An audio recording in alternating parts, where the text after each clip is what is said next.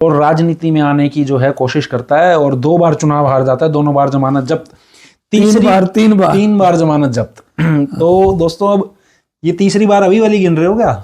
मैं ना पुरानी एक बार सैनी साहब के साथ हो गई, 2 बार MP MLA की होगी। अच्छा, तो चौथी बार जो है दाव इन्होंने खेला है। दोस्तों अब देखो कहाँ इनको किस्मत ले जाती है, क्या इनके भाग्य में लिखा। मैं जिसको दिल से लाइक करता हूं वो है मोदी जी। मुझे इस बात में कोई हिचक नहीं है, मैं मोदी जी को बहुत लाइक करता हूं। क्यों करता हूं? मैं एक मतलब कि हिंदू हूं और एज ए हिंदू मुझे लगता है कि मोदी जी ने एज ए हिंदू कम्युनिटी के लिए बहुत कुछ किया है। अब बीजेपी में तो अरबपति करोड़पति कांग्रेसों की लाइन लगी है, कांग्रेस पार्टी में भी। अगर आपने मुझे कुछ समझ के वोट दी है तो I should be faithful to this party. ईमान अलग है, बिजनेस अलग है, सब चलता है। कुल मिला के ये कह रहे हो कांग्रेस और बीजेपी से टिकट नहीं मिला तो आम आदमी से नहीं, वो मिल भी नहीं सकता। देखो जी, प्रैक्टिकल बात है, मेरे जैसे छोटे लीडर को कांग्रेस बीजेपी में इतनी लाइन लगी हुई है कि मेरे तो कोई नंबर ही नहीं पड़ता। अगर आपका कोई शौक है, अगर आप में क्षमता है तो पूरी कर लेनी चाहिए। तो राजनीति एक शौक है, मेरा राजनीति एक वो है, अर्ज है, कुछ करना है, पैशन देश है। के लिए करना है, कुछ बदलना है। इस आप पार्टी के जितने कैंडिडेट हरियाणा में रहे हैं उनसे ज्यादा वोट लेकर आऊं। आप पार्टी के, मैं ये वायदा नहीं है, कोशिश है मेरी, आप पार्टी के सोनीपत में जितने भी कैंडिडेट ने इलेक्शन लड़ा है, मेरी पूरी कोशिश उनसे फालतू वोट लेकर आऊं। नमस्कार दोस्तों, मैं विशाल वशिष्ठ आपका स्वागत करता हूं हमारे चैनल पर। दोस्तों सोनीपत में है चुनाव का माहौल। कांग्रेस और भाजपा के अलावा आम आदमी पार्टी भी है रेस में। सर नमस्कार। नमस्ते दोस्तों मेरे साथ हैं डॉक्टर कमलेश कुमार सैनी जी और आम आदमी पार्टी से प्रत्याशी हैं। इनसे बात करेंगे क्या इनके मुद्दे हैं, किस विषय को लेकर के जो है आम आदमी पार्टी से जुड़े हैं, क्या अट्रैक्ट किया है इनको, क्योंकि हाल ही में जो विधायक का चुनाव हुआ था सोनीपत में, आम आदमी पार्टी की जो कैंडिडेट थे जमानत जब्त हो गई थी। तो सर एक बार फिर से स्वागत करता हूं मैं और शुरुआत इसी प्रश्न से। यहां पर जो सोनीपत का एरिया है माहौल नहीं है आम आदमी पार्टी का, और अभी फिलहाल की बात करूंगा तो दिल्ली में भी माहौल खत्म है, सुपड़ा साफ जिसको कहते हैं होने वाली स्थिति आ गई है। देखिए, कांग्रेस ने अगर 60 ईयर रूल किया है तो इधर की पब्लिक ने जिताया था और इधर ही की पब्लिक ने हराया था। मैं किसी पार्टी का नाम नहीं लेता, इन पार्टी के एक एक MLA 2-2 MLA थे हरियाणा के अंदर, और आज देखिए, बट जिस सीढ़ी से चढ़ोगे उसी सीढ़ी से उतरोगे। ये तो पब्लिक है, जनता जनार्दन किसी को भी जिताए किसी को भी हराए, परमानेंट ये किसी को नहीं करती। अगर आज कोई जीतता है तो कल वो जरूर हारेगा। ये तो पब्लिक की डिमांड है, पब्लिक की रिक्वायरमेंट आप पूरी करोगे तो रूल करोगे। सभी पार्टियों से कहता हूं अपने भाई खाते ढाके देख लो आप कितने कहाँ थे और क्या हो। मैं ये जानना चाहूंगा आम आदमी पार्टी में ऐसा क्या अट्रैक्शन पॉइंट मिला है जो इस पार्टी को आपने चुना? देखिए, जो पॉलिटिशियन होते हैं, अगर मैं बीजेपी की बात करूं, 55% कांग्रेस वाले उधर गए हुए हैं और उनकी वासी की मशीन में जाके धुल के सारे ना पवित्र हो गए और करप्शन फ्री हो गए। आप पार्टी में एक इंजीनियर रूल कर रहा था, ठीक है, वो जीता पंजाब में, उसने हरियाणा दिल्ली में जीता इलेक्शन, अपनी बात रखी, कहीं कमी रह गई तो पब्लिक ने हटा दिया। इसमें क्या बुरी बात है? अब उसके चैलेंज दूसरी पार्टी पूरी करेगी तो ठीक है, वरना पब्लिक उसको भी हटा देगी। देखो, एज पर माई नॉलेज, जितनी मेरी नॉलेज है, दिल्ली की सबसे अच्छी CM को मैं शीला दीक्षित जी को मानता हूँ, मैडम शीला दीक्षित जी को। अगर विदाउट पॉलिटिक्स उनके कार्य देखे तो उनने कार्य किसी ने नहीं किए, इस पब्लिक ने उसको भी हरा दिया। और आज दिल्ली के अंदर जो समझदार पढ़ा लिखा आदमी यही कहता है, जो शीला दीक्षित दिल्ली के लिए करेगी वो कोई नहीं कर पाया, ना करेगा। जनता जनार्दन जिंदाबाद, हार जीत चलती है, मुद्दे उठते और मुद्दे गिरते, नेता बनते और उठते हैं, परमानेंट कुछ नहीं है। वक्त और समाज परिवर्तनशील है। एक आपने गाड़ी रखी हुई है, उस पर आपने लिखा हुआ है और बोर्ड पे भी लिखा हुआ है हवा साफ स्वच्छ पानी, और ये मैं कह रहा हूँ 10 साल लगभग राज रहा, 10 साल रहा ना जी दिल्ली में। मैं बात सुनो, इलेक्शन लड़ रहा हूँ मेयर का सोनीपत से जी, और और ये सोनीपत निगम का इलेक्शन है। अच्छा, कृपया करके निवेदन है कि मैं छोटा सा पॉलिटिशियन, मुझसे मेरे सोनीपत की बात करें। चलिए, अगर आपने बात करनी है नेशनल लेवल की तो आप पार्टी में बड़े बड़े लीडर हैं, आप उनसे बात करें। चलिए मैं सोनीपत पे आ जाता हूँ। आप पहले भी इलेक्शन लड़ चुके हैं, हाँ जी। कौन कौन सी पार्टी से कब कब इलेक्शन आप लड़ चुके हैं? मैं एक बात कहना चाहूँगा, मैं इलेक्ट्रॉनिक्स एंड कम्युनिकेशन इंजीनियर हूँ, BTech MTech PhD MB USA से। 35 ईयर का टोटल मेरा टेक्निकल टीचिंग सर मैं आऊंगा इस चीज पे, एडमिनिस्ट्रेशन बिल्कुल। एक्सपीरियंस है। मैंने 2011 में वीआरएस ली, हरियाणा गवर्नमेंट से क्लास 1 गजेटेड ऑफिसर, पे बैंड 4 में पेंशन ले रहा हूँ 20 साल की नौकरी बाद।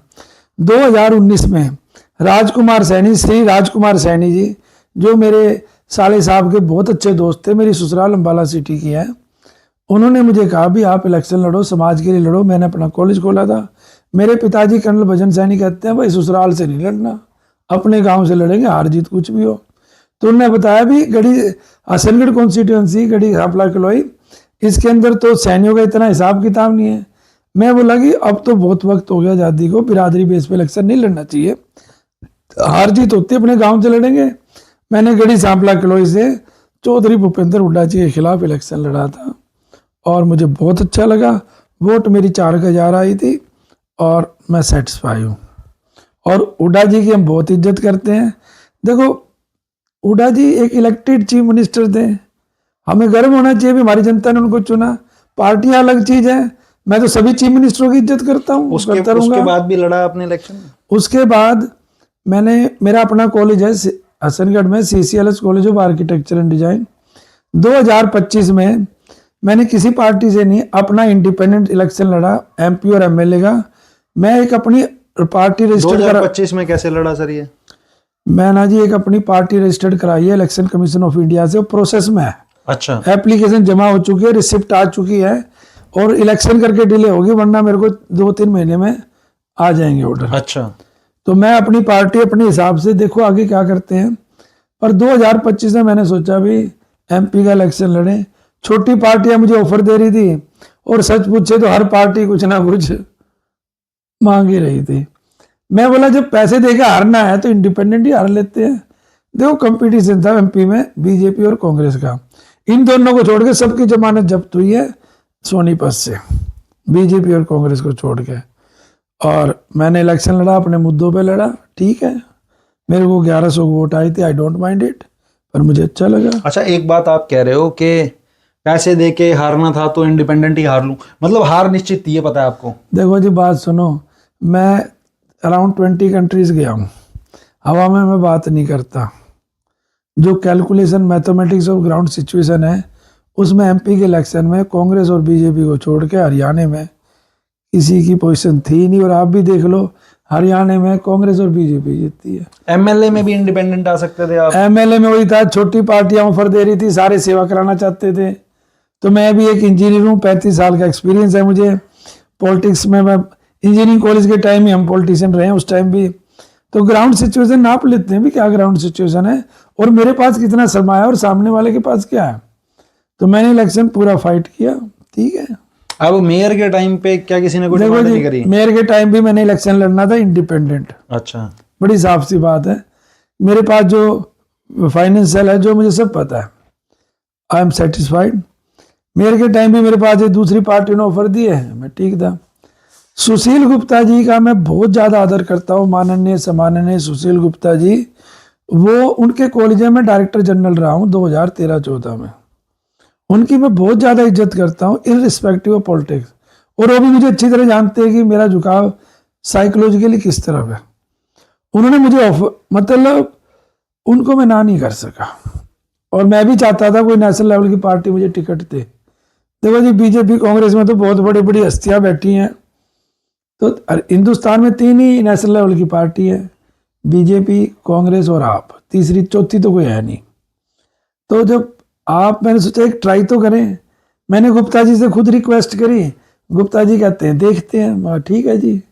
फिर गुप्ता जी ने काफ़ी प्लस माइनस करके मुझे कहा भी आप इलेक्शन लड़ो, और मैं अपनी जितनी मेरी गुंजाइश है उससे मैं पूरी कोशिश कर रहा हूँ कि भी मैं करूँ। अब दोस्तों थोड़ा सा मैं सैनी साहब के बारे में आपको बता देता हूँ। 20-25 कंट्रीज घूम चुके हैं आप। मैं बेसिकली इंजीनियर हूँ, AICT all India council of technical education का डायरेक्टर भी रहा हूँ।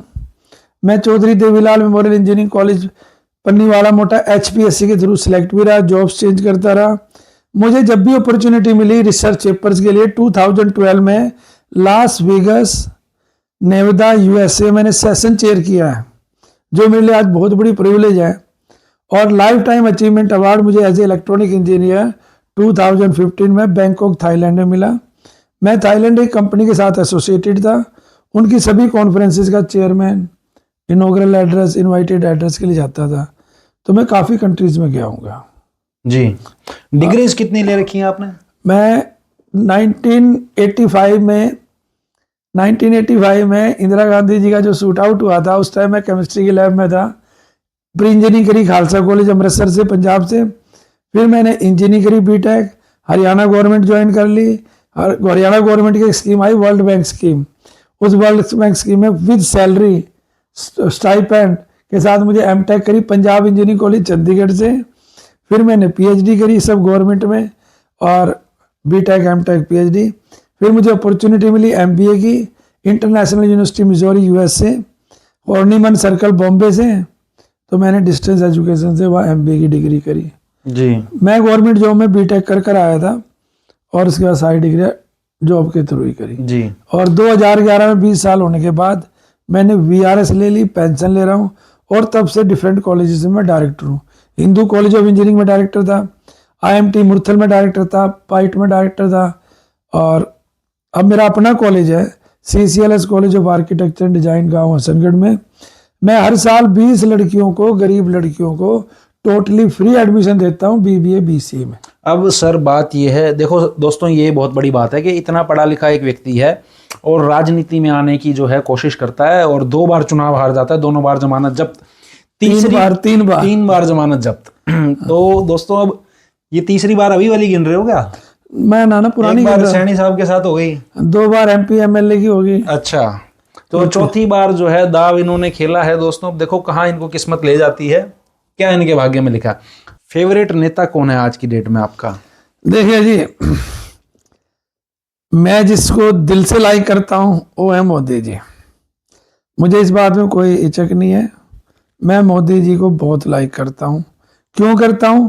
मैं एक मतलब कि हिंदू हूं, और एज ए हिंदू मुझे लगता है कि मोदी जी ने एज ए हिंदू कम्युनिटी के लिए बहुत कुछ किया है। बहुत सी बातों में मैं डिफर भी करता हूं, पर ओवरऑल मैं मोदी जी का फैन हूं। मुझे इसमें कहने में कोई हर्ज नहीं है। अब सर ये बात को शॉर्ट में लेते हुए चर्चा को आगे बढ़ाएंगे। फैन आप मोदी जी के हैं, पार्टी आम आदमी पार्टी है। आम आदमी पार्टी में क्या बुराई है? पॉलिटिकल पार्टी है, एक आईआईटी ने लीड करी थी, जीत हार चलती है। आप क्या समझ रहे हो? कोई नहीं, इस जितनी पार्टियां रूलिंग है क्या हमेशा ही रूलिंग रहेगी? कांग्रेस ने 60 साल रूल किया, इसी पब्लिक ने चढ़ाया, इसी पब्लिक ने उतारा, और आज कांग्रेस का हाल क्या है? Big zero. पर आप पार्टी एक नेशनल पार्टी, एक आदमी ने मेहनत करके उठाई, ठीक है, उसमें कमी थी, अच्छाई थी, it is a topic of discussion. Her party में कमी है जेंटलमैन, हर आदमी में कमी है, कुछ अच्छाई है, बुराई है, अपना अपना होता है, ठीक है। वो आज दिल्ली से हार गए तो ऐसा मतलब थोड़ा है कि वास आउट ही हो गए। अब उनके जो चैलेंज थे वो लोग कहते थे इन्होंने नहीं करे, तब आप करके दिखा दो। मैं किसी पार्टी के अगेंस्ट नहीं हूं, मैं एक एजुकेटेड पॉलिटिशियन हूं, मेरे अपने विजन्स हैं। मैं आप पार्टी से, मुझे आप पार्टी में सुशील गुप्ता जी ने मुझ पर मेहरबानी करी है टिकट देके। भैया बीजेपी कांग्रेस मुझे नहीं देती, मेरे भी तो एम्बिशन है। I am not a perfect man, मैं सच्चाई से कह रहा हूँ, मैं कोई परफेक्ट नहीं हूँ, कमियां मुझ में भी है। अब बीजेपी में तो अरबपति करोड़पति कांग्रेसों की लाइन लगी है, कांग्रेस पार्टी में भी। अगर आपने मुझे कुछ समझ के वोट दी है तो I should be faithful to this party. ईमान अलग है, बिजनेस अलग है, सब चलता है। कुल मिला के ये कह रहे हो कांग्रेस और बीजेपी से टिकट नहीं मिला तो आम आदमी से नहीं, वो मिल भी नहीं सकता। देखो जी, प्रैक्टिकल बात है, मेरे जैसे छोटे लीडर को कांग्रेस बीजेपी में इतनी लाइन लगी हुई है कि मेरे तो कोई नंबर ही नहीं पड़ता। आम आदमी पार्टी ने टिकट दिया तो अपॉर्चुनिटी क्यों खोनी, ये कह रहे हो आप? मुझे अपनी एक कविता की लाइन याद आ गई जो इन भाई साहब ने याद दिलाई अपॉर्चुनिटी पे। Right man strike the right opportunity eight right time, and right opportunity hardly comes at right time. Whenever it comes, grab it up. Otherwise, other will grab it up. Once again, I can repeat it. Right man strike the right opportunity at right time, and right opportunity hardly comes at right time. Whenever it comes, grab it up. Otherwise, other people will grab it. दोस्तों भैया दुनिया के अंदर मैं आपको opportunity है, करो। सही व्यक्ति को सही मौका हर बार नहीं मिलता, नहीं मिलेगा, कभी कभी मिलता है, और तो जब छोड़ना मिले नहीं, तो उसे छोड़ो मत, ग्रैब करो, ऐसा ये कह रहे हैं अपने संदर्भ में आम आदमी पार्टी के। देखिए जी, मैं ना ओम प्रकाश चौटाला जी जो माननीय हैं, उनसे मेरे उनके कॉलेज में मैंने नौकरी की, हरियाणा गवर्नमेंट के थ्रू सेलेक्ट हो गया। उनका कॉलेज नहीं था, सॉरी, हरियाणा गवर्नमेंट के कॉलेज में, Chaudhary Devilal memorial engineering college, Panniwala Mota, Sirsa. तो चौटाला जी, मैं कई बार तेजा भी खेड़ा भी गया हूँ और चौटाला हाउस भी गया हूँ। मुझे एक दो बार मिलने का मौका मिला उनसे, वैसे बता रहा हूँ। उनके एक लेक्चर में उन्होंने एक बात कही थी जो मेरे दिमाग में पकड़ गई। अगर आपका कोई शौक है, अगर आप में क्षमता है, तो पूरी कर लेनी चाहिए। तो राजनीति एक शौक है? मेरा राजनीति एक वो है, अर्ज है, कुछ करना है, पैशन देश है। के लिए करना है, कुछ बदलना है। उदाहरण के तौर पे ये भाई साहब बार बार कह रहे हैं एमपी एमएलए का इलेक्शन, एमपी एमएलए के इलेक्शन में मेरी 7 डिमांडें थी, एक बार सुन लो। Nobody should be prime minister more than 2 time. अच्छा जी। हाँ, लोगों ने मुझे धमकियां दी, गालियां दी, मेरे अपना विषय है। दूसरा, एमपी एमएलए सीएम सारे रेगुलर डिग्री हो, ग्रेजुएशन की, और फर्स्ट डिवीजन हो, इसे बताओ कौन मुझे सपोर्ट करेगा। तीसरी कंडीशन थी मेरी, रिटायरमेंट एज, जब हरियाणा गवर्नमेंट की, सेंट्रल गवर्नमेंट की 65 है तो 70 लगा लो, पॉलिटिक्स की रिटायरमेंट एज भी 70 होनी चाहिए। ऐसे ऐसे मेरे मुद्दे थे। Nobody should have more than 1 wife, otherwise Aadhaar card PAN card नहीं मिलेगा। ये मेरे पैम्पलेट उठा के देखो, ये मुद्दे थे। इन मुद्दों पे मुझे कहते हैं डॉक्टर साहब क्या मुद्दे ला रहे हो। मगर इस देश को अगर आपने डेवलप्ड कंट्री करना है तो करना पड़ेगा, वरना सारी उम्र मैं सीएम, मेरा लड़का सीएम, मेरा वो सीएम, ये होएगा। तो दोस्तों, ये है एक पढ़े लिखे व्यक्ति की बातें। तो राजनीति में इनको सफलता मिलती है नहीं मिलती है अलग विषय है, लेकिन एजुकेशन और बाहर का कल्चर जब देखकर आता है, व्यक्ति लिखना शुरू करता है, अपने मस्तिष्क से जब कलम में डालता है शब्दों को, तो वो क्या निकल के आता है। आज वो व्यक्ति आपके सामने बैठे हैं, कोई कटाक्ष नहीं है, हालांकि मोदी भक्त हैं, पर आम आदमी पार्टी से मेयर का चुनाव लड़ेंगे। कुछ लोग ऐसा कह रहे हैं सर मार्केट में कि सैनी साहब ने क्या किया है कि हम तो डूबेंगे सनम, तुम्हें भी संग ले डूबेंगे। उनको क्या जवाब आप देते हैं वो बता दो। देखिए भाई साहब, आप पार्टी ने कोई मैंने जबरदस्ती टिकट नहीं दिया, उन्हें सोचा समझ के दिया है। आप किसी पार्टी में अप्लाई करते हो तो पार्टी का डिसीजन है, और मैं पूरी कोशिश करूंगा कि आप पार्टी के जितने कैंडिडेट हरियाणा में रहे हैं उनसे ज़्यादा वोट लेकर आऊं। आप पार्टी के, मैं ये वायदा नहीं है, कोशिश है मेरी, आप पार्टी के सोनीपत में जितने भी कैंडिडेट ने इलेक्शन लड़ा है, मेरी पूरी कोशिश उनसे फालतू वोट लेकर आऊं। फिर मिलेगा विशाल वशिष्ठ आपसे अगली वीडियो में। तब तक के लिए धन्यवाद सर, बहुत बहुत समय दिया, बहुत बहुत शुक्रिया। Thank you.